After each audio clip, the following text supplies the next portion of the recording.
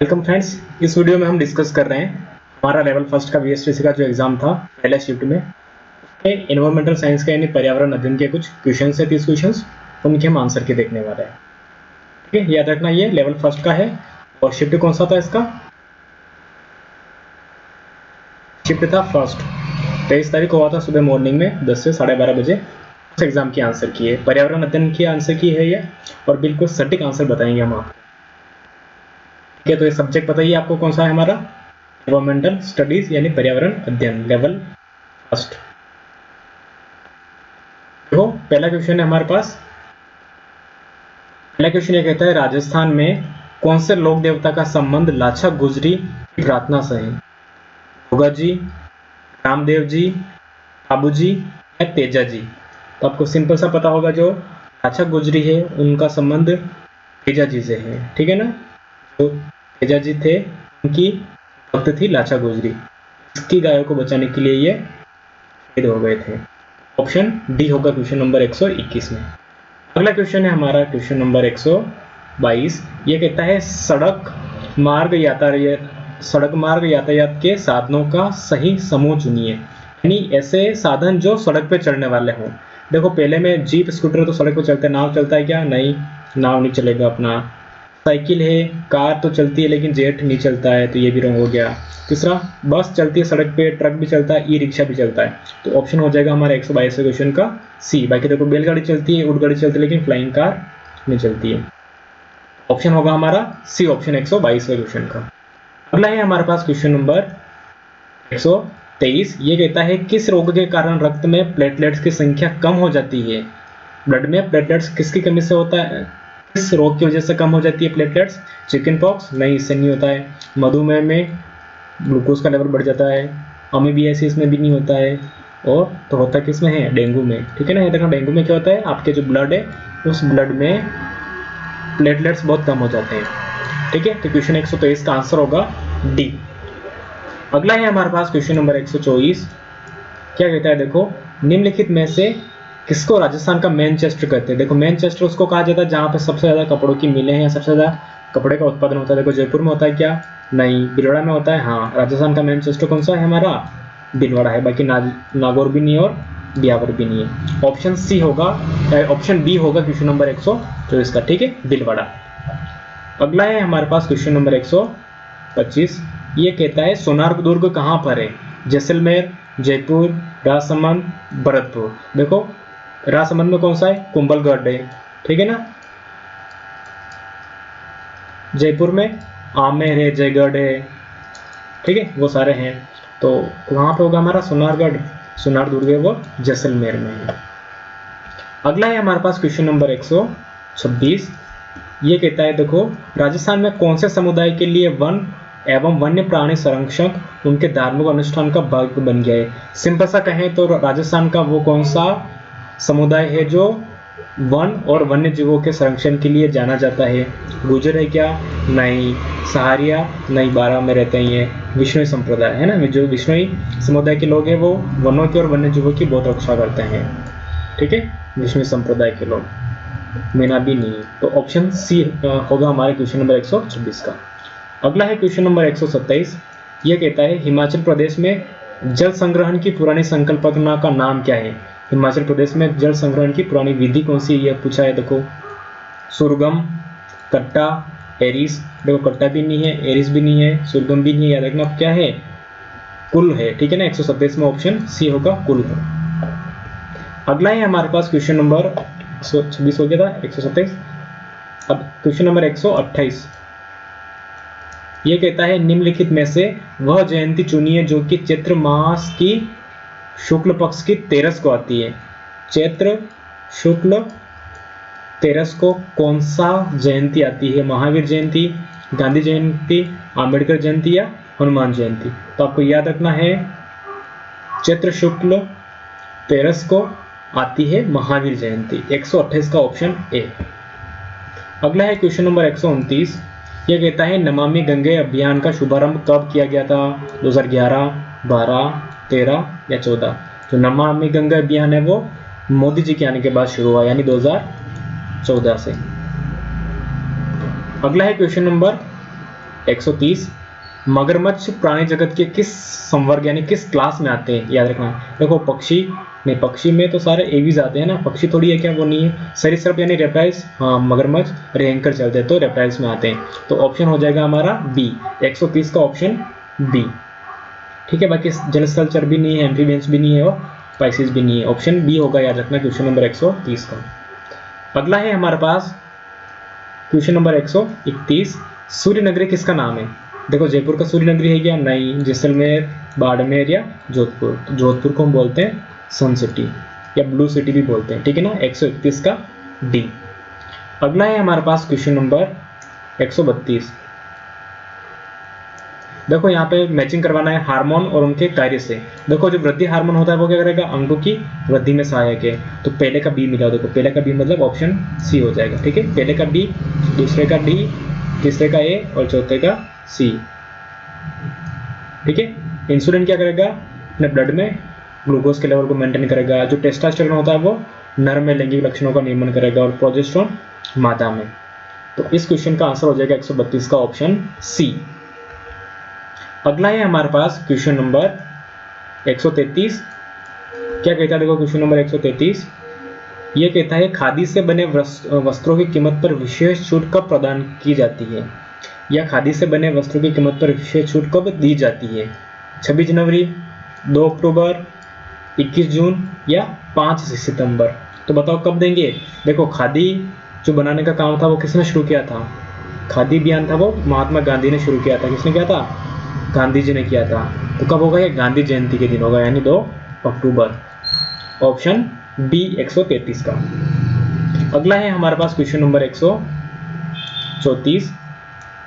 क्या कहता है, देखो पर्वतारोहण के दौरान सांस लेने में कठिनाई का मुख्य कारण क्या है। जब आप पहाड़ पे ऊपर चढ़ते हो तो आपको सांस लेने में बहुत तकलीफ आएगी। यहाँ पे क्यों आएगी, क्योंकि आप जैसे जैसे ऊपर जाओगे जो वायु का जो दाब है ना, वायु दाब यानी जो प्रेशर है वो बहुत कम हो जाएगा। प्रेशर कम हो जाएगा तो वहाँ पे ऑक्सीजन की सांद्रता कम हो जाएगी, तो आपके शरीर को प्रॉपर ऑक्सीजन मिलेगी नहीं, इसलिए आपके सांस लेने में बहुत ज़्यादा कठिनाई होगी, ठीक है ना। तो पर्वतारोहण के दौरान सांस लेने में कठिनाई का मुख्य कारण क्या हो जाएगा हमारा, बताओ। ऑप्शन ए खड़ी ढलान, बी अत्यधिक ठंडा मौसम, सी कम वायुदाब या चौथा बर्फीली हवा।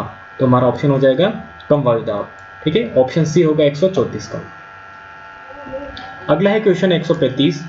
ये कहता है देखो निम्नलिखित में से कौन पर्यावरण के अजैविक घटक के अंतर्गत आते हैं। अजैविक घटक वो होते हैं जो जिंदा नहीं है, ठीक है, नॉन लिविंग या एबायोटिक बोलते हैं इनको, एबायोटिक कंपोनेंट्स बोलते हैं। तो देखो पादप अजैविक क्या नहीं, पादप जैविक है, जंतु भी जैविक है, जीवाणु भी जैविक है। तो कौन बचा हमारा, वायु। वायु है, जल है, मृदा है ना, ये सारे अजैविक घटक है पर्यावरण के। अगला है क्वेश्चन नंबर 136। ये कहता है निम्नलिखित में से रेशम कीट का भोजन कौन सा है। शहतूत की पत्तियां, जामुन की पत्तियां, नीम की पत्तियां या आम की पत्तियां। देखो जो रेशम कीट होता है उसको पालते हैं शहतूत के पेड़ पे, तो क्या खाएगा ये, शहतूत की पत्तियां खाएगा। तो ऑप्शन हमारा ए हो जाएगा 136 का। अगला है क्वेश्चन नंबर 137। तंबाकू में कौन सा एल्केलॉइड पाया जाता है। कोकेन होता है क्या, नहीं। कैफीन तो कॉफी में होता है, ये नहीं, ठीक है। मॉर्फिन होता है किसमें, अफीम में होता है, ये भी नहीं। तो क्या होता है, तंबाकू में होता है निकोटीन, याद रखना निकोटीन होता है, ठीक है, तंबाकू में निकोटीन। 137 का ऑप्शन सी। अगला है क्वेश्चन नंबर 138। क्या कह रहा है ये देखो, ये कहता है कि रेबीज का रोग कारक क्या है। देखो रेबीज होता है रेब्डो वायरस से, ठीक है। किस होता है, रेब्डो वायरस। नाम में वायरस आ गया तो प्रोटोजोआ होगा नहीं, माइकोप्लाज्मा भी होगा नहीं, बैक्टीरिया भी होगा नहीं, तो क्या होगा, वायरस होगा, ठीक है ना। और इससे क्या होगा, हाइड्रोफोबिया हो जाता है, पानी से बहुत डर लगता है। क्वेश्चन नंबर 138 का ऑप्शन ए सही होगा। अगला है हमारा क्वेश्चन नंबर 138 के बाद में 139। क्या कहता है देखो निम्नलिखित में से कौन सा जल प्रदूषण का मानवीय स्रोत नहीं है। देखो घरेलू बहिस्राव ये मानवीय स्रोत है, ठीक है। कौन सा है, ये मानवीय स्रोत है ना हमारा, ठीक है। ये कौन सा होगा, ये हमारा मानवीय होगा। वायु जल भी हम ही रिलीज करते हैं, औद्योगिक बहिस्राव भी मानवीय है, लेकिन ये जो ह्यूमस है वो नेचुरल है, याद रखना, ठीक है। ऑप्शन डी होगा 139वें क्वेश्चन का। अगला है क्वेश्चन नंबर 140। यही कहता है जंतु से प्राप्त रेशे का उदाहरण कौन सा है। यानी ऐसा कौन सा उदाहरण है जो हमें जंतु से मिलता है। जंतु से मिलने वाले रेशे कौन से हैं? देखो रेशे दो तरह के होते हैं, एक प्राकृतिक भी होते हैं और कृत्रिम भी होते हैं। जो प्राकृतिक होते हैं वो भी वापस दो तरह के हैं, एक तो जो जंतु से मिलते हैं, दूसरे पादप यानी प्लांट से मिलते हैं। तो कपास होता है ये किससे मिलता है? ये प्लांट से मिलता है। पॉलिस्टर वो कौन सा? ये तो सिंथेटिक है। नायलॉन भी सिंथेटिक है। तो बच्चा क्या? रेशम, जो हमें मिलता है जंतु से, ठीक है। बोम्बिक्स मोराई यानी रेशम कीट से मिलता है हमें, ठीक है। इससे पहले जस्ट क्वेश्चन आया था इसी से रिलेटेड, देखो ये वाला रेशम कीट का है ना, दो क्वेश्चन एक जैसे आ गए। तो 140 का ऑप्शन हो गया डी। अगला है क्वेश्चन नंबर 141, मूल्यांकन का उद्देश्य क्या है, यानी मूल्यांकन का मुख्य उद्देश्य क्या है वो पूछा है। अनुशासन बनाए रखना, परीक्षा करवाना, प्रश्न पत्र बनवाना या अधिगमकर्ता की उपलब्धि एवं सुधार लाना। तो देखो अनुशासन बनाना भी नहीं है, परीक्षा करवाना भी नहीं, प्रश्न पत्र बनवाना भी नहीं, तो क्या होगा? अधिगमकर्ता की उपलब्धि एवं सुधार लाना, ठीक है। बच्चे ने क्या सीखा या सीखने में कमी कहाँ रही है उसको सुधार के उसमें इंप्रूवमेंट करना क्या है हमारा मुख्य उद्देश्य मूल्यांकन का। ऑप्शन डी होगा 141वें क्वेश्चन का। अगला है क्वेश्चन नंबर 142, 142। इसने पूछा है रबी की फसल कौन सी है। रबी की फसल जो हम कब बोते हैं? सर्दी में बोते हैं, ठीक है। देखो मक्का कब बोते हैं? बारिश में बोते हैं, तो ये खरीफ की हो जाएगी। सोयाबीन भी बारिश में होते हैं, ये भी खरीफ की है। मूंगफली भी बारिश में होते हैं, ये भी खरीफ की है। तो बचा क्या? अलसी, जो हमारी रबी की फसल है। ऑप्शन डी होगा 142वें क्वेश्चन का। अगला है क्वेश्चन नंबर 143। ये कहता है बाल केंद्रित शिक्षा में कौन सा तत्व नहीं होता है, ठीक है ना। बाल केंद्रित शिक्षा में कौन सा तत्व नहीं होता है? देखो खेल होता है क्या बाल केंद्रित शिक्षा में? देखो बिल्कुल होता है, खेल होता है। प्रेरणा होती है, बिल्कुल होती है। संतोष भी होता है, लेकिन निष्क्रियता नहीं होती है। इसने ये पूछा कौन सा नहीं होता, तो ऑप्शन बी हो जाएगा हमारे 143वें क्वेश्चन का, ठीक है। क्लियर है यहाँ तक? आगे बढ़ते हैं हम क्वेश्चन नंबर 144 की तरफ। 144, प्राचीन काल में संदेशों का संचार कौन से माध्यम से होता था? प्राचीन काल में जो मैसेज भेजते थे ना, संदेश, वो कैसे भेजते थे? देखो फैक्स था क्या प्राचीन काल में? नहीं। मोबाइल भी नहीं था, टेलीफोन भी नहीं था, तो क्या था? जो बच गया वही था हर कार्य, ठीक है ना। अगर आपको नहीं भी आता तो भी तुक्के से आप सही कर सकते थे, ये ऐसा क्वेश्चन था, ठीक है। तो 144 का ऑप्शन सी हो जाएगा। अगला है क्वेश्चन नंबर 145, श्रव्य दृश्य शिक्षण अधिगम सामग्री का उदाहरण कौन सा है? यानी ऑडियो विजुअल, जो हमें सुनाई भी देता है और दिखाई भी देता है। देखो रेडियो से तो सुनाई देता है, तो होगा क्या ये? नहीं। टेप रिकॉर्डर सुनाई देता है, बुलेटिन बोर्ड दिखाई देता है, लेकिन टीवी हमें दिखाई भी देती है और सुनाई भी देता है, दोनों चीजें। तो कौन सा हो जाएगा? ऑडियो विजुअल का आंसर हो जाएगा हमारा ऑप्शन डी। 145 में डी सही करना है आपको। अगला है क्वेश्चन नंबर 146। ये कहता है आपके पिताजी के साले की माँ से आपका क्या रिलेशन है? देखो ये है आपके पिताजी, आपके पापा जी हैं, ठीक है। उनका साला, आपके पिताजी का साला मतलब आपकी मम्मी, मम्मी का क्या हो जाएगा? ये भाई। अब मम्मी का जो भाई है उसकी, आपके पिताजी के साले की माँ। अब मम्मी का भाई उसकी माँ, यानी मम्मी की माँ क्या लगती है अपने? मम्मी की माँ लगती है अपनी नानी, ठीक है। क्या लग जाएगी अपने? नानी। तो ऑप्शन क्या होगा? मामी होगा क्या? नहीं। मौसी भी नहीं, बहन भी नहीं, तो क्या लगेगी हमारे? आपके पिताजी के साले की माँ से आपका रिश्ता क्या होगा? वो आपकी नानी होगी। 146 में ऑप्शन बी। अगला है क्वेश्चन नंबर 147, 147। क्या कहता है? देखो फुलडोल मेला कहाँ बढ़ता है या फुलडोल मेला कहाँ लगता है? अजमेर में लगता है क्या? नहीं। जैसलमेर में नहीं। शाहपुरा में लगता है, शाहपुरा भीलवाड़ा में, ठीक है। अलवर में भी नहीं। तो ऑप्शन 147 में ऑप्शन सी होगा, शाहपुरा। अगला है क्वेश्चन नंबर 148। 148 कहता है देखो निम्नलिखित में से कौन सा सूर्य का निकटतम ग्रह है? सूर्य के पास में कौन सा ग्रह है, ये पूछा है इसने। देखो बृहस्पति है क्या? नहीं। देखो याद रखेंगे, ठीक है। बुध, शुक्र, पृथ्वी, बुध शुक्र पृथ्वी मंगल, फिर आता है बृहस्पति, शनि, अरुण और वरुण। बुध शुक्र पृथ्वी मंगल बृहस्पति शनि अरुण वरुण। तो सबसे पहले कौन आ जाएगा? बुध। तो ऑप्शन सी 148 में। अगला है क्वेश्चन नंबर 149। ये जो ट्रैफिक सिग्नल साइन दिखा रखा है यहाँ पे, ये किस तरह का है? देखो ऐसा त्रिभुज बना हुआ है, इसमें ऐसे कुछ लाइनें दिख रही है, ठीक है ना। ये रखना है जेब्रा क्रॉसिंग है, ठीक है ना। तो क्या होगा ये होगा जो पैदल चलने वाला यात्री है उनके लिए क्रॉसिंग, है ना, पेडेस्ट्रियन क्रॉसिंग।